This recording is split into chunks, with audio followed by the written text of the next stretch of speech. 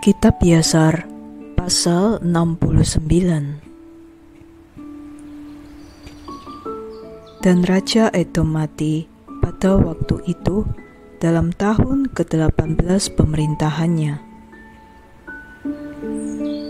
dan dikuburkan dalam kuilnya yang dia bangun bagi dirinya sebagai tempat tinggal kerajaannya di tanah Edom.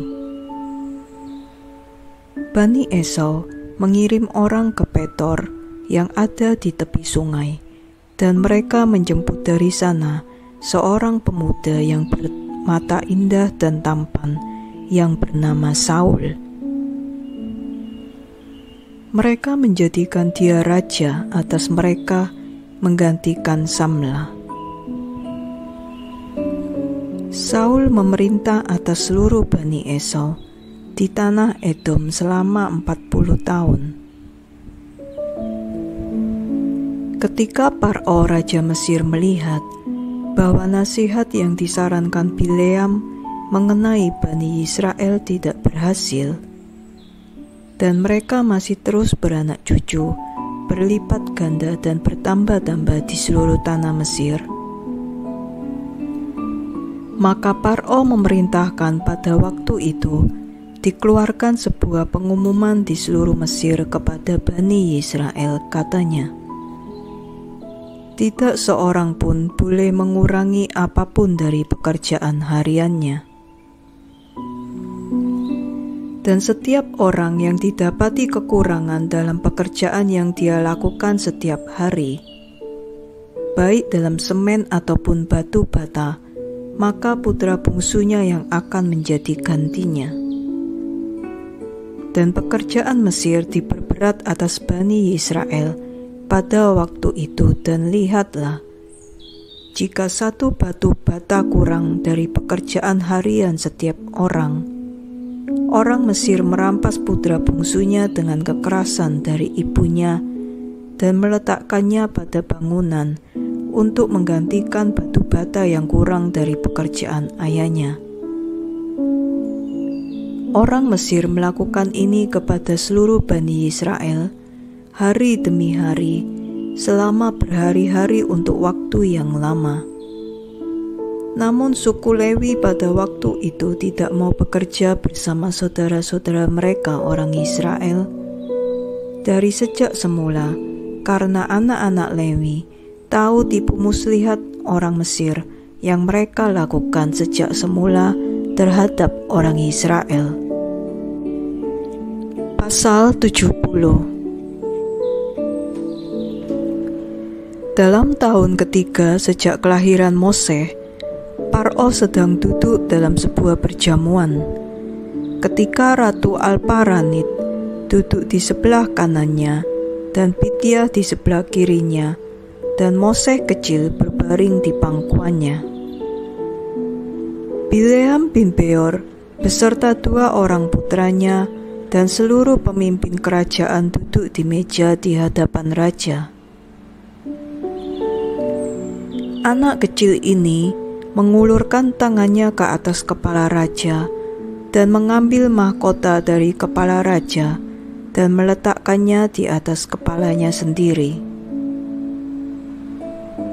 Ketika raja dan para pemimpin melihat perbuatan anak laki-laki ini, raja dan para pemimpin ketakutan, seorang kepada yang lain mengungkapkan keheranan.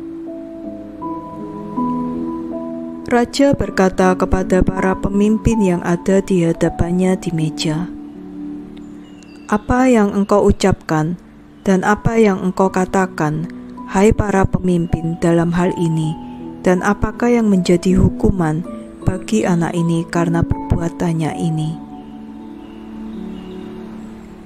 Maka Bileam bin Beor tukang sihir menjawab di hadapan raja dan para pemimpin. Dia berkata, "Ingatlah sekarang, ya tuanku dan raja, mimpi yang engkau mimpikan sejak lama, dan apa yang sudah hambamu tafsirkan kepadamu. Maka sekarang, inilah seorang anak dari anak iblis yang di dalamnya ada roh Elohim, dan janganlah tuanku raja membayangkan bahwa anak ini melakukan hal ini tanpa mengetahuinya. Karena dia seorang anak ibri, hikmat dan pengertian ada padanya, meskipun dia masih kanak-kanak, dan dengan hikmat dia telah melakukan ini dan memilih dirinya sendiri kerajaan Mesir. Karena beginilah caranya seluruh orang ibri memperdayai raja-raja dan pembesar-pembesar mereka untuk melakukan semua hal ini dengan tipu muslihat, untuk membuat raja-raja bumi dan orang-orang mereka gemetar.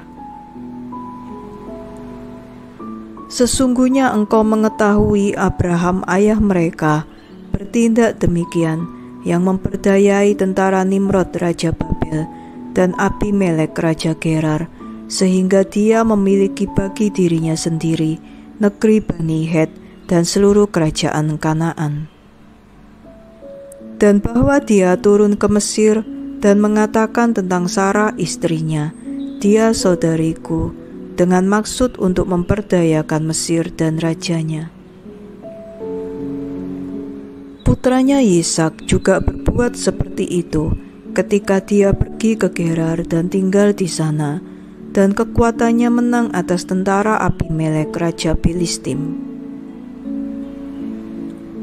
Dia juga berpikir untuk membuat kerajaan Filistim tumbang dengan berkata bahwa Ribka istrinya adalah saudarinya. Yakub juga berbuat curang dengan saudaranya dan mengambil dari tangannya hak kesulungan dan berkatnya.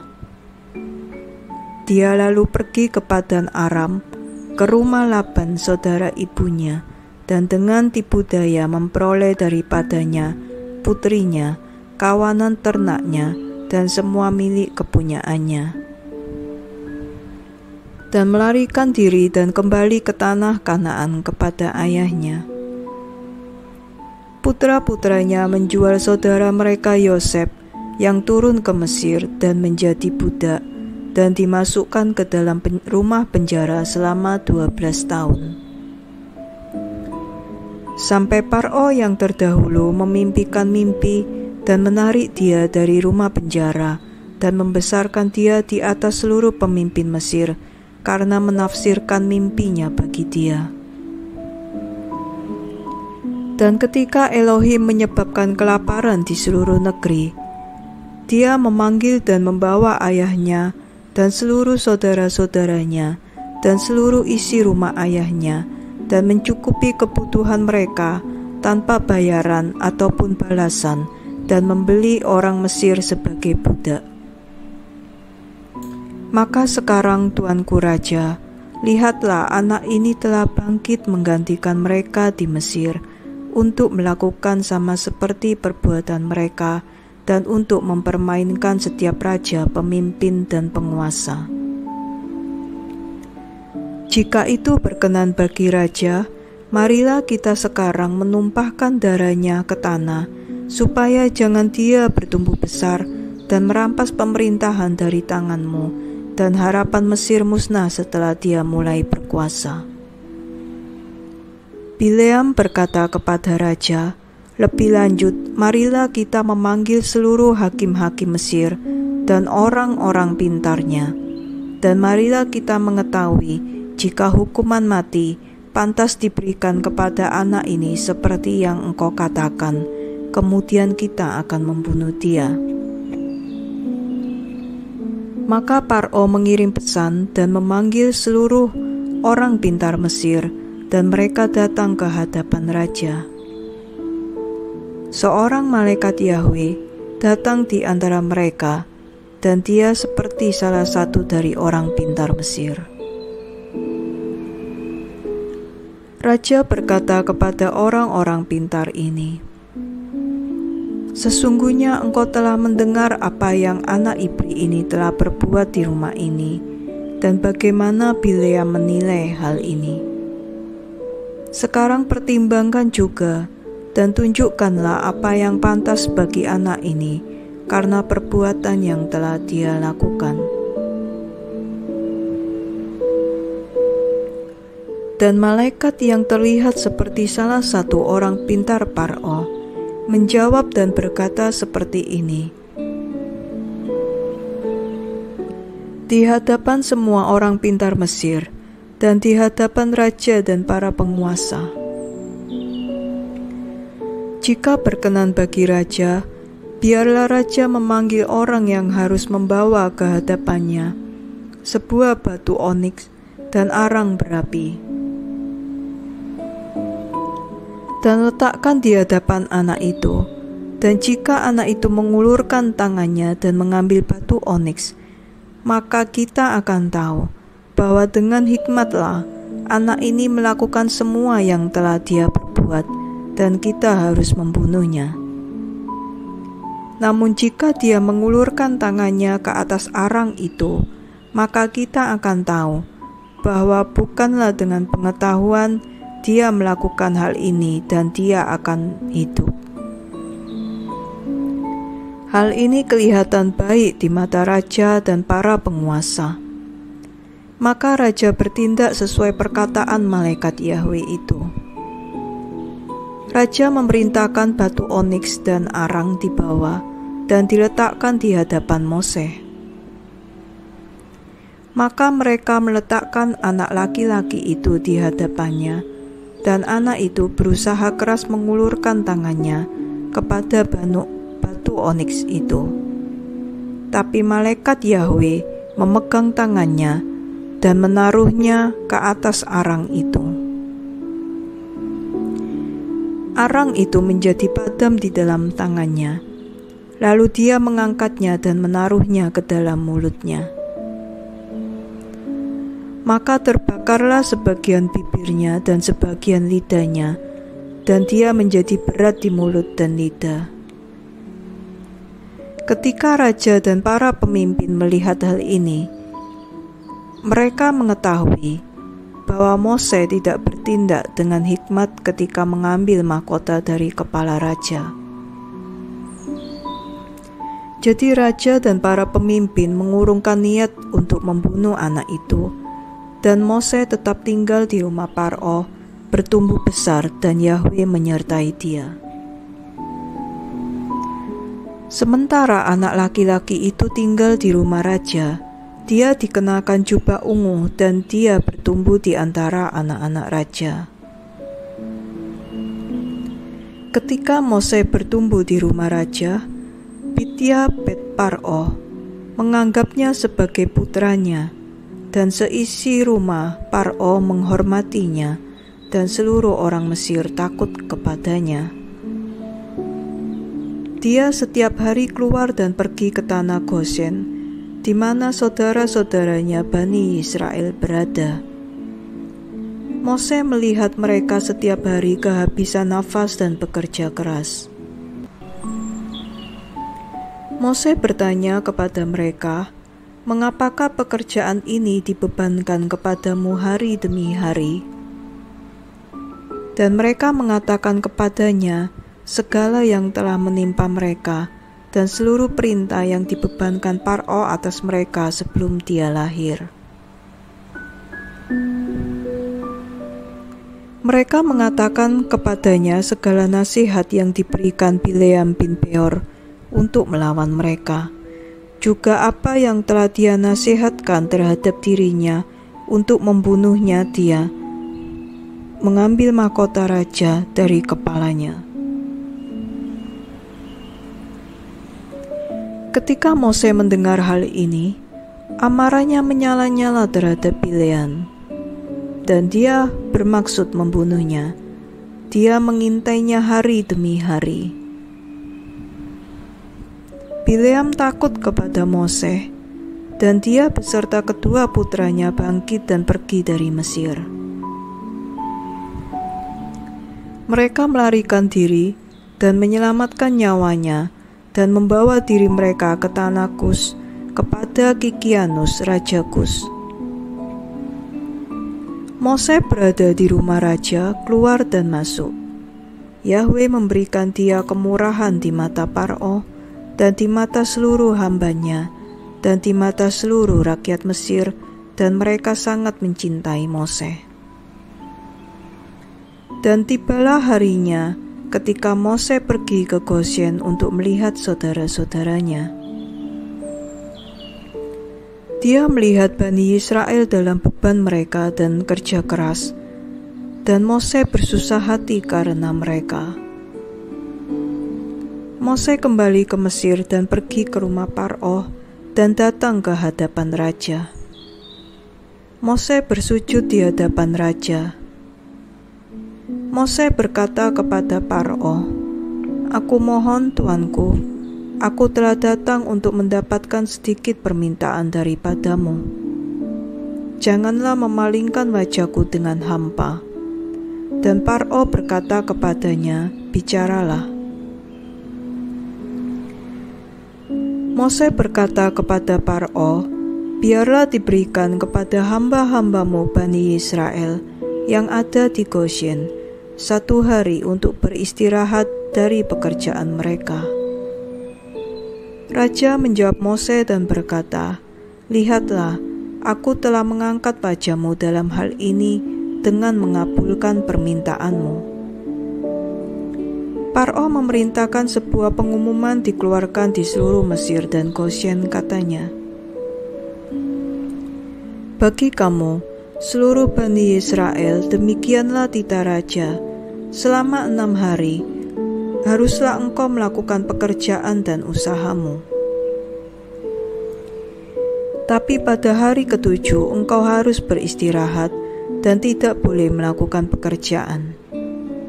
Demikianlah harus kamu lakukan sepanjang waktu, seperti yang Raja dan Mose bin Bidya telah perintahkan."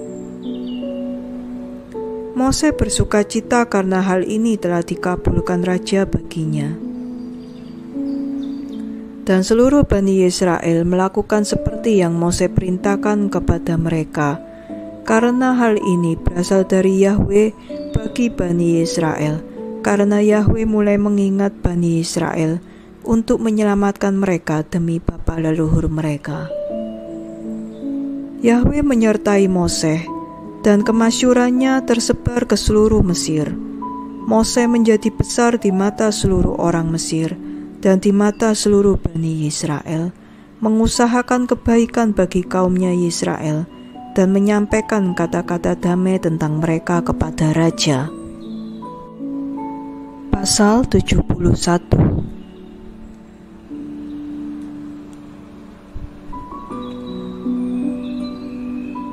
Ketika Mose berumur 18 tahun, dia berkeinginan untuk menjumpai ayah dan ibunya.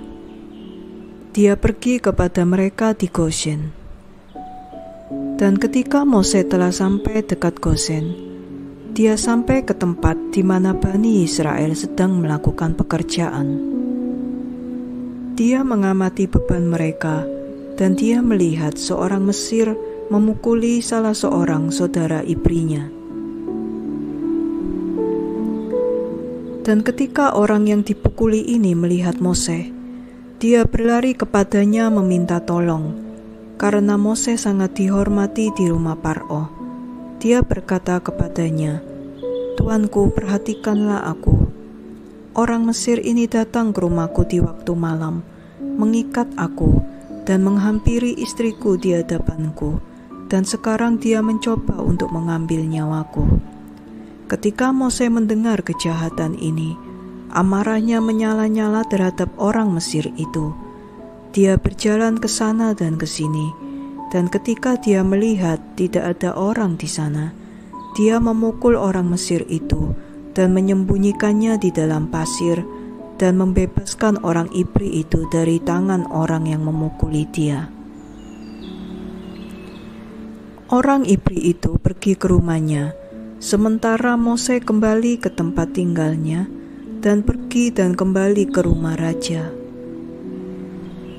Ketika orang itu telah kembali ke rumah, dia berpikir untuk menolak istrinya karena tidak dibenarkan di dalam keluarga Yakub bagi seorang laki-laki untuk menghampiri istrinya setelah dia dicemari.